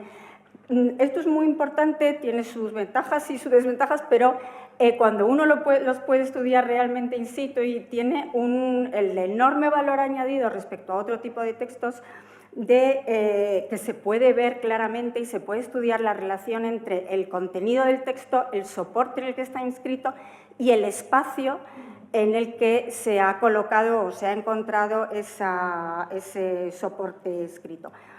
Esto implica que para investigar en epigrafía es fundamental el trabajo de campo. El trabajo de campo hay que hacerlo, hay que ir allí donde están las piezas.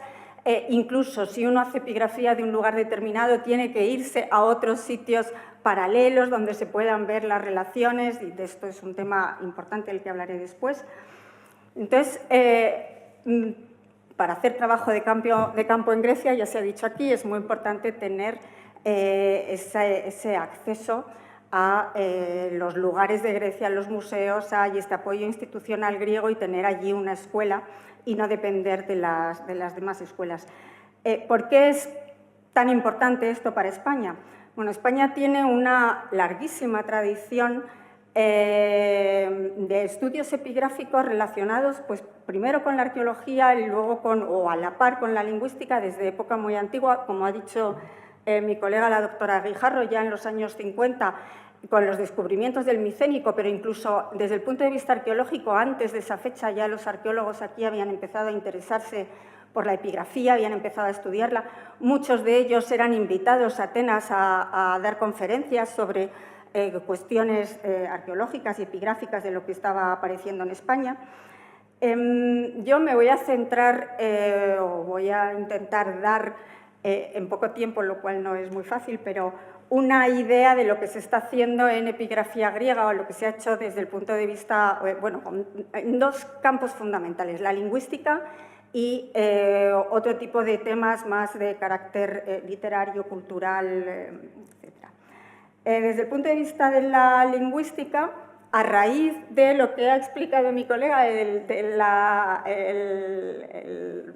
descubrimiento de las tablillas micénicas y el hecho de que los investigadores españoles empezasen tan pronto, inmediatamente, a trabajar en estas tablillas, Eso llevó directamente a los estudios en los que fueron pioneros realmente los investigadores españoles de dialectología griega, porque el micénico es realmente lo que permite que se desarrollen estos estudios, se pueda ver los distintos dialectos, cómo se relacionan entre sí, cómo dependen del micénico, con lo que implica esto para los estudios de lingüística indoeuropea en general.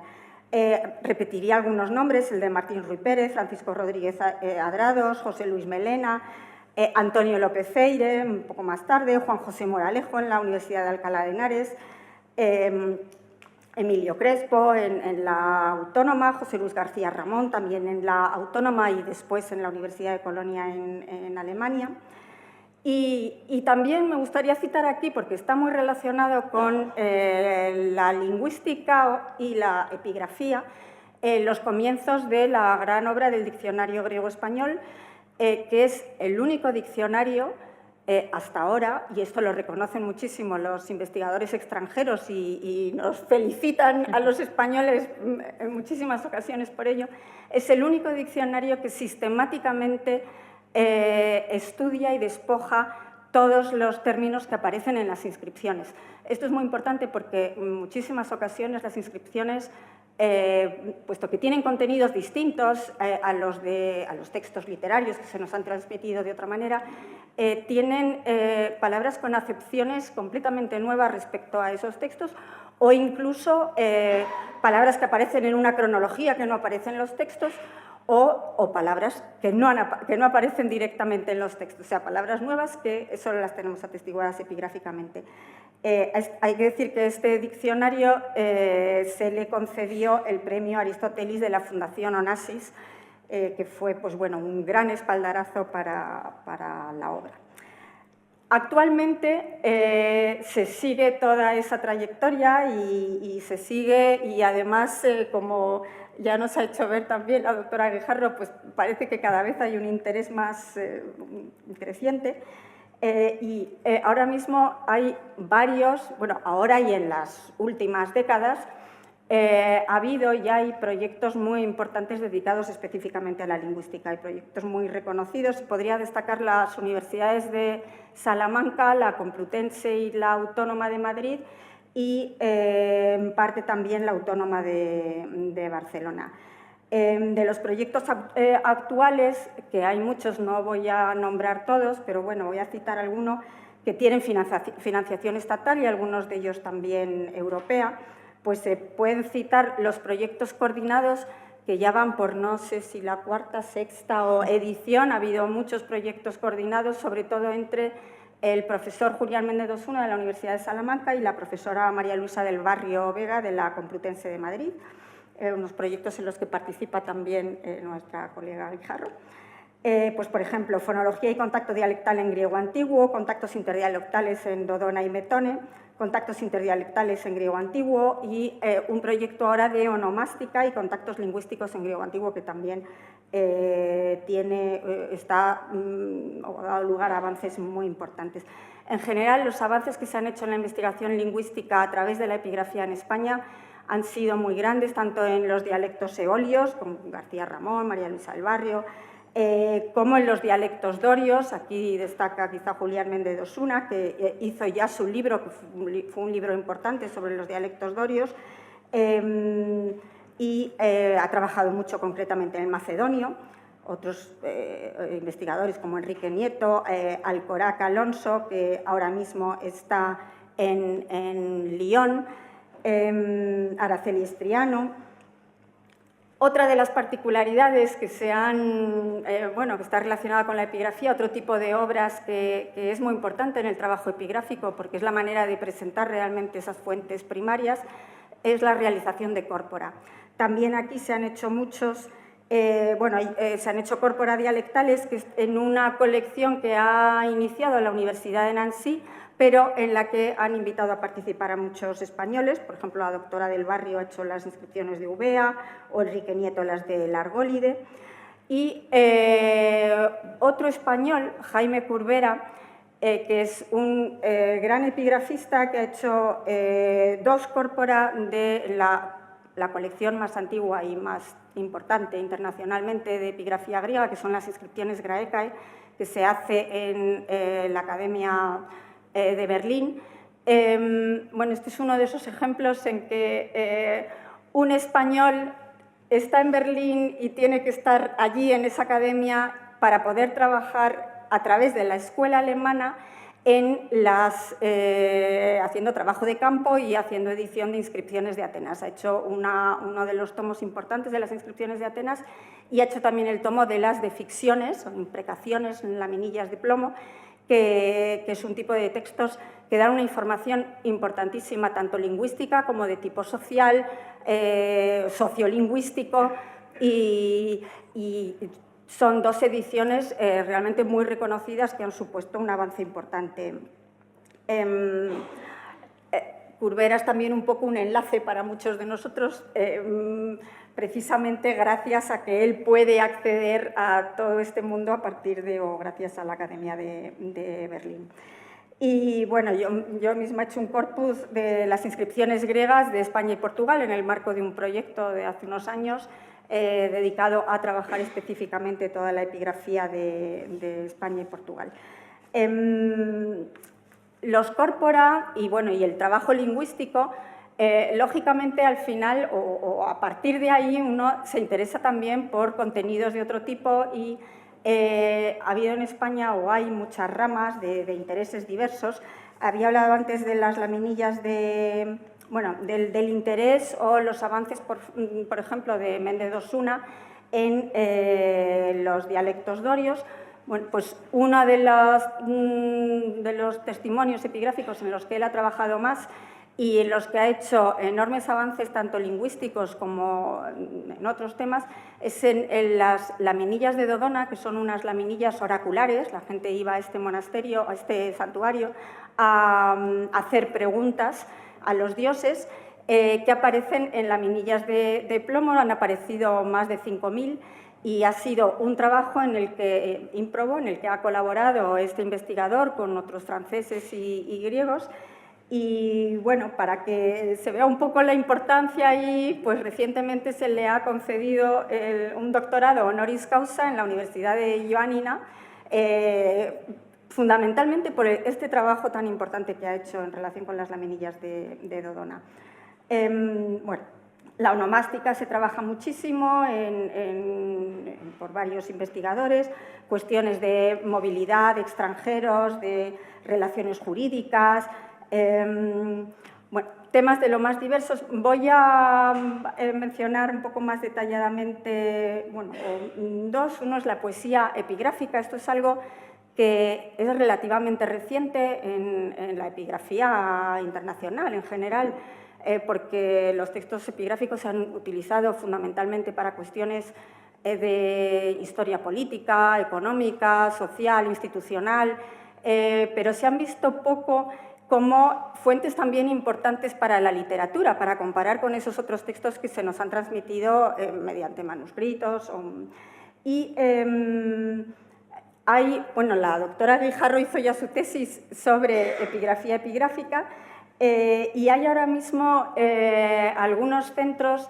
Tenemos en España mucha colaboración con el centro de Viena, donde se está tratando muchísimo este tema, y ahora mismo tenemos varios doctorandos que están trabajando en este aspecto, que es muy importante no solo para ver ejemplos de literatura, digamos, menor, sino también porque nos da una idea muy buena de cómo se extiende la alfabetización, la educación, qué textos serán los más leídos, cómo se va difundiendo todo eso entre la población, sobre las escuelas. Es uno de los temas. Esto está relacionado también con el bilingüismo, en el que también hay varias tesis ahora en funcionamiento. Otro aspecto muy importante es el de la epigrafía comparada. Hace ya varias décadas, Javier de Oz empezó a trabajar, a estudiar la epigrafía griega para poder entender mejor el ibérico, lenguas galas. Ahora hay un proyecto reciente en la Universidad de Barcelona de Javier Velaza que es sobre epigrafía comparada y pretende mantener todo o seguir con este hilo tan importante en el que se está haciendo tanto trabajo y tanto avance en muchos aspectos. Y bueno, termino hablando de dos campos en los que estamos trabajando mucho en España, que son, por una parte, la epigrafía griega en la península ibérica. Yo tuve 2 proyectos con Gloria Mora, una colega que está aquí, para trabajar todo lo que implica y todo lo que se puede saber del mundo antiguo a través de esas inscripciones griegas. Y luego otros proyectos que ya llevamos también varias ediciones de epigrafía en Asia Menor. Esto también tiene ya unas décadas, pero es algo que ha entrado más tarde en la epigrafía internacional y que es un mundo enorme por la enorme cantidad de inscripciones y sobre todo por todos los contactos que permite ver en el Mediterráneo, entre otros en Hispania, y como Grecia, como núcleo central, sirve de intermediaria entre todos esos contactos en muchísimas ocasiones, o como permite ver cuáles son las líneas o las vías de difusión, no solo comercial, sino con ello de hábitos epigráficos, literarios, culturales, de todo tipo. Bueno, hay cantidad como digo, de proyectos, de doctorandos, en fin, que yo creo que lo que nos demuestran es que realmente es muy necesario poder hacer el trabajo de campo en Grecia, y no es solo poder hacer el trabajo de campo, sino que nuestros doctorandos y postdocs y nosotros mismos podamos trabajar en el meollo internacional, donde hay tantas escuelas, tantísimo intercambio de investigadores, tantísimo intercambio cultural, donde la información está actualizada y donde podemos también presentar mucho más fácilmente los avances que estamos haciendo aquí. Muchas gracias. Muchísimas gracias, María Paz. Y concluye. ¿La directora quiere comentar algo? ¿Falta? Sí. Una pequeña intervención de la directora y terminamos después con Juan Signes. Sí, sí. Disculpen porque me voy a tener que ir, pero no quería irme, y disculpe al último, porque no me quería ir sin dejar volver a matizar otra vez o a incidir en el tema esencial de estas conexiones, que es esa escuela, ¿no?, en Atenas fundamental. Está claro, yo creo que queda clarísimo para todos la importancia de la investigación española y de el liderazgo de muchos de los profesores, investigadores, arqueólogos en el ámbito internacional. Creo que lo somos y eso queda fuera de lugar. También creo que el ámbito de investigar y la relación con otros institutos, con otras universidades, otras academias, otras escuelas, debe seguir siendo y es esencial. El hecho de tener una escuela o no en Atenas no quiere decir que esa dimensión internacional de redes desaparezca, sino todo lo contrario, que debería profundizarse. Me parece enormemente interesante la propuesta que decía el profesor González Cesteros, querido Horacio, de esos equipos multidisciplinares y además con esa relación también con los investigadores locales en el país. Son esenciales, ¿no? Pero lo que tengo que decirles es que hay que reflexionar y cambiar o analizar el modelo de las escuelas, porque lo que pasó y lo que sigue pasando de facto es que escuelas como la de Roma, del CSIC, que conozco muy bien, están en un proceso de revisión por parte del CSIC para analizar cuál es el mejor forma, el mejor método de continuar. No para acabar, ni mucho menos, sino para fortalecer las líneas de investigación. Qué tipo de ayudas, qué tipo de convocatorias, cómo llegan los investigadores, los contratos de investigación. Y eso es muy importante, porque fuimos nosotros los que restauramos desde el Ministerio de Cultura, pero no para el Cervantes, sino restauramos, porque lo hicimos del Instituto de Patrimonio Cultural de España, y era yo directora general también, para que fuera sede de la escuela. Si no, no lo podíamos haber hecho desde el Instituto de Patrimonio Cultural de España.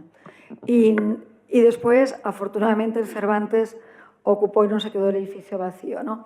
Así que el modelo, lo que está en discusión es la fórmula administrativa de la viabilidad de una escuela que tiene que continuar y que, partiendo de la reflexión de la de Roma, que es y que tiene un músculo y que es importantísima, de ese modelo, de esa reflexión que están trabajando, ver si es ese modelo o cómo nos articulamos los distintos agentes y actores que podemos colaborar. Es decir, el CSIC, es decir, el Cervantes, que está ahí, tenemos una magnífica directora que sustituye a otra excelente directora, que era Cristina Conde Beroldigen, también arqueóloga y conservadora de museos como nosotros, y evidentemente la Casa del Mediterráneo, que podría contribuir de alguna forma, pero quien es esencial es la Agencia Española de Cooperación Internacional de Desarrollo, que tiene las competencias en el exterior en materia de cultura, tal y como la Ley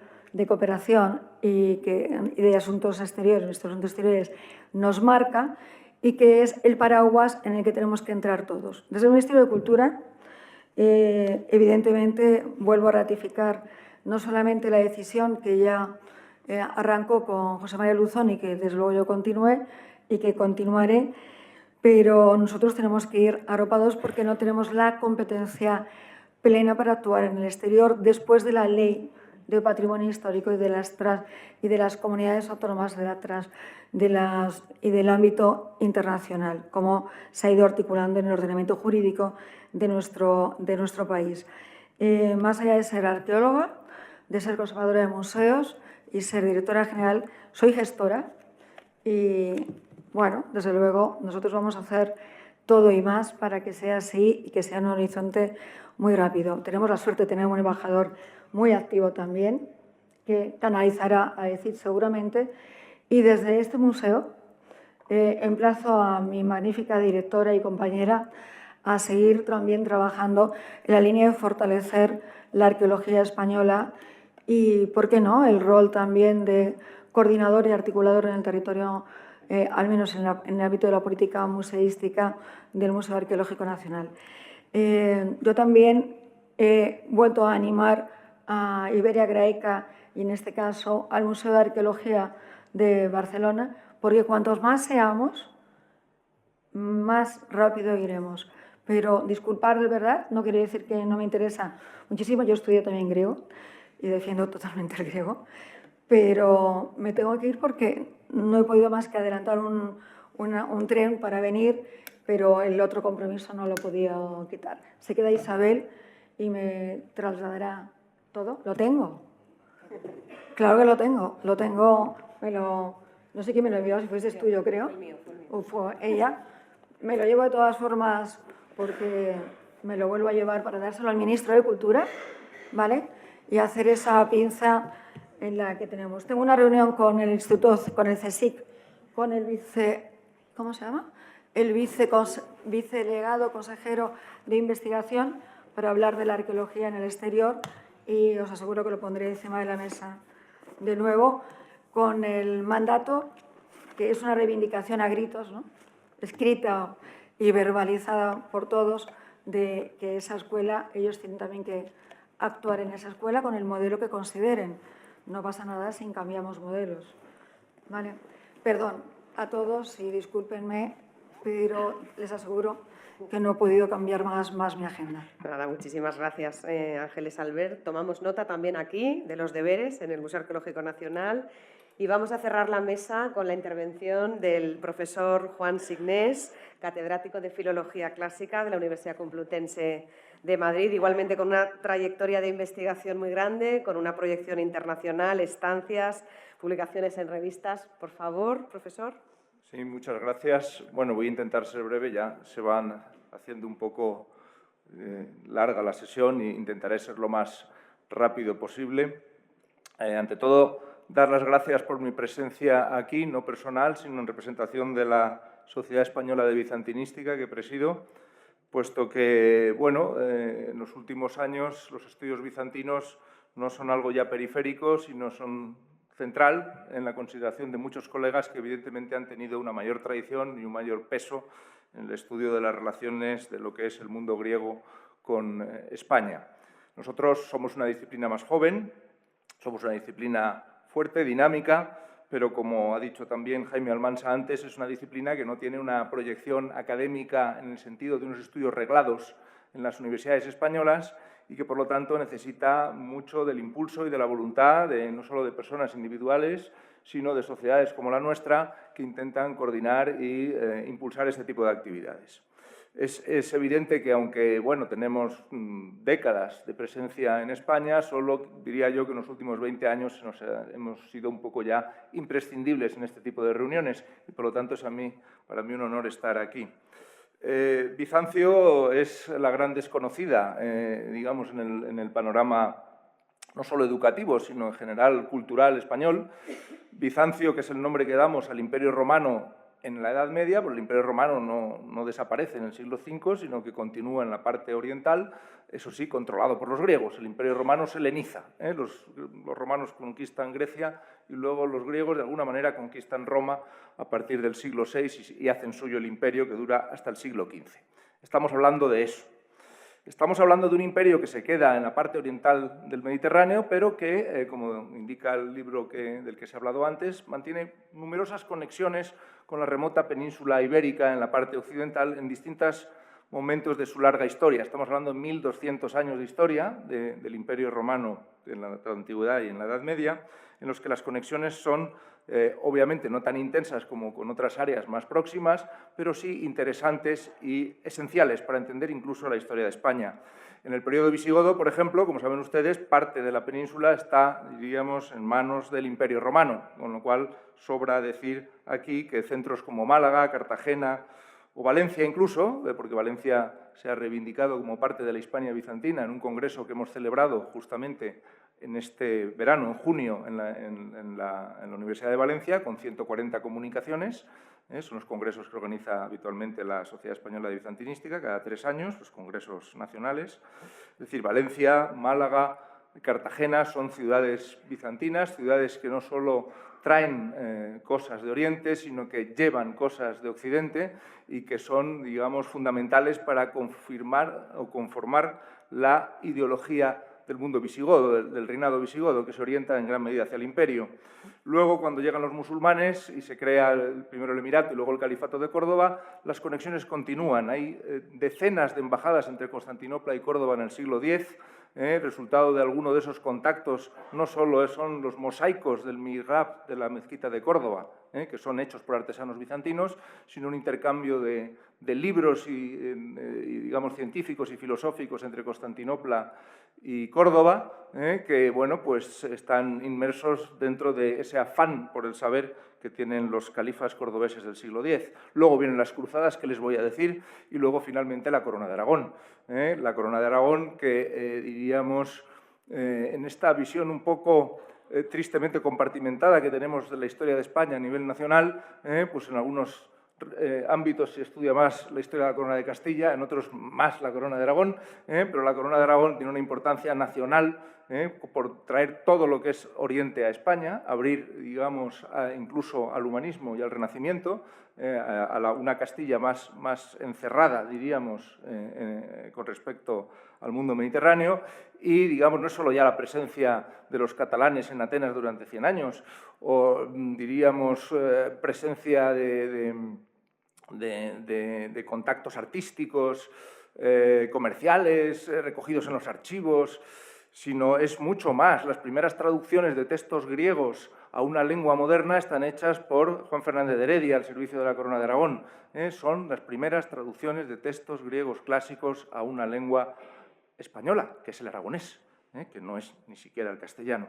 Bien, la SEB, la Sociedad Española de Estudios Bizantinos, es una sociedad, por lo tanto, multidisciplinar. A diferencia de otras sociedades que se dedican al estudio del mundo antiguo y que son filológicas o epigráficas o arqueológicas, todo ese tipo de disciplinas caben dentro de la Sociedad Española de Bizantinística, que es parte de la Asociación Internacional de Estudios Bizantinos, que realiza cada 5 años congresos en los que tenemos aproximadamente unas 1.100 o 1.200 comunicaciones de personas de todo el mundo. Por lo tanto, a nivel mundial tenemos una gran proyección, que evidentemente en España no es tan fuerte como en otros países, diríamos, herederos quizás directos por restos arqueológicos y artísticos de la tradición bizantina, pero que es, diríamos, muy pujante en los últimos años y que integra, digo, disciplinas muy variadas. La historia del arte. Nosotros tenemos una junta directiva en que cada uno de los vocales se ocupa de uno de los diferentes ámbitos o disciplinas relacionados con el mundo bizantino medieval. Historia del arte, arqueología, historia, derecho, diríamos romano, derecho canónico, lingüística, filología, filosofía, por no hablar de que no somos diríamos una cultura monolingüe. Es verdad que el griego es la lengua de cultura y comunicación del imperio, pero en el imperio caben otras muchas lenguas y culturas que reciben sus alfabetos y son incluso evangelizadas en sus propias lenguas por emisarios imperiales. Estamos hablando de todas las lenguas eslavas, estamos hablando de lenguas caucásicas como el georgiano o el armenio, estamos hablando de culturas que nos pueden parecer tan remotas, pero que son bizantinas, como la etíope o la nubia. Estamos hablando, por tanto, de ámbitos muy amplios que hacen la comunidad de estados bizantinos realmente el centro cultural de gran parte del medievo. No de la parte final, pero sí de gran parte del medievo. Nuestra sociedad es modesta, somos 140 socios, fundamentalmente académicos.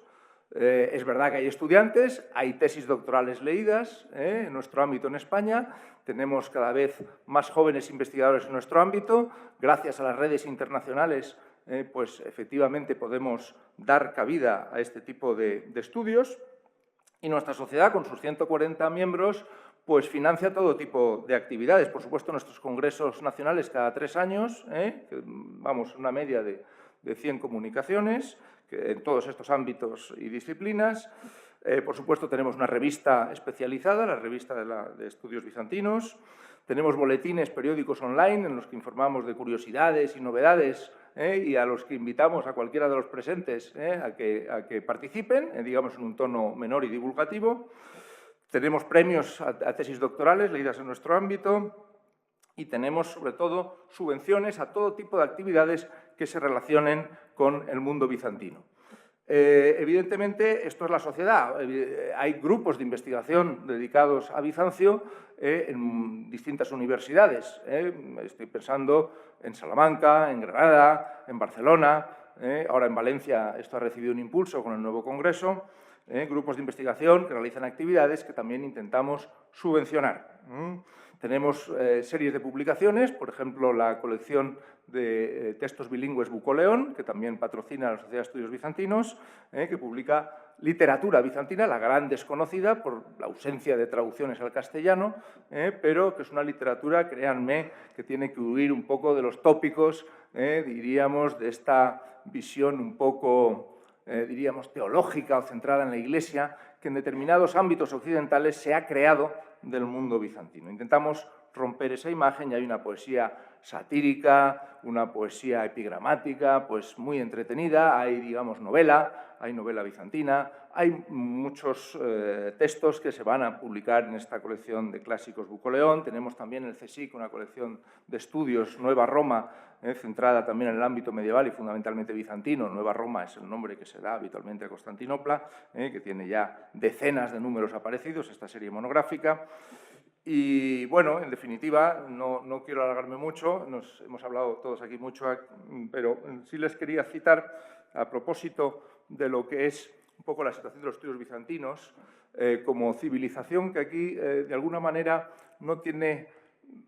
Bien, hay continuadores o herederos de esa civilización, pero el hecho de que el Imperio Otomano ocupara el territorio del Imperio Bizantino durante siglos creó una fisura en la continuidad, en la transmisión de una serie de valores que, diríamos, la edad contemporánea intenta recuperar. Es decir, no es una cultura que tenga una continuidad directa con culturas o civilizaciones que se pueden sentir más o menos identificadas con ellas, digo, no solo en el ámbito balcánico, o en el ámbito caucásico, o en el ámbito africano, sino bueno, pues en múltiples ámbitos. Este corte cultural hace necesario nuestra presencia para recuperar esta memoria, porque Bizancio es el gozne entre Occidente y el Oriente. Es muy necesario en momentos como los que estamos viviendo estos días de conflicto entre Occidente y Oriente. Y estoy refiriéndome, como ustedes pueden imaginar, a lo que está ocurriendo ahora mismo en Gaza.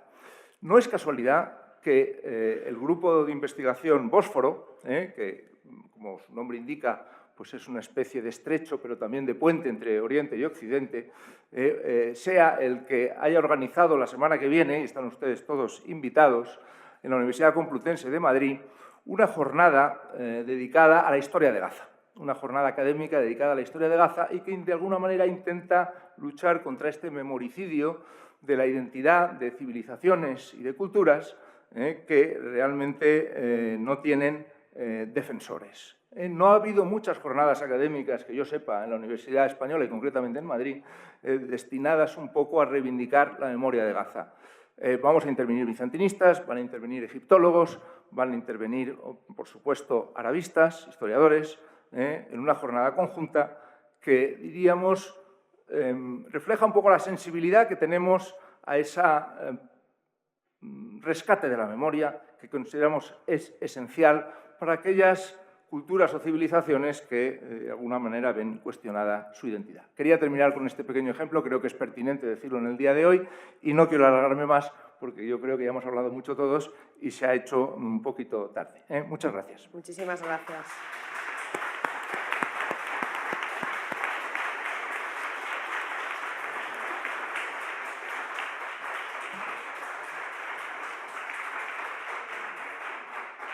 Bueno, las intervenciones han sido muy reveladoras. Muchísimas gracias a todos los participantes. Me quedo con una frase que ha dicho Pilar: las piezas están colocadas en ese proyecto de la futura Escuela Española de Estudios Helénicos. Ojalá y además actividades como esta mesa, como este libro, puedan contribuir un poco a sumar voluntades y sobre todo lograr apoyos institucionales de los distintos ministerios implicados, porque son unos cuantos. Entonces, ojalá que esto ayude y abrimos un pequeñísimo turno de palabra por si alguien, José María, Paul, por si alguien quiere expresar alguna opinión o comentar alguna cosa. Tenemos muy poquito tiempo, pero no quiero que cerremos el acto sin abrir un pequeñito turno de palabra. Por razones obvias, don José María. Qué bien, qué alegría. Claro.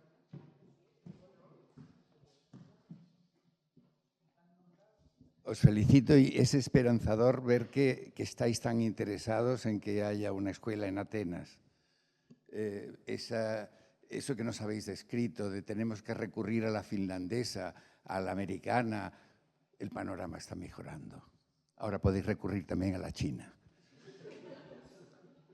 Bueno, hacer una escuela significa muchas cosas y mucha participación.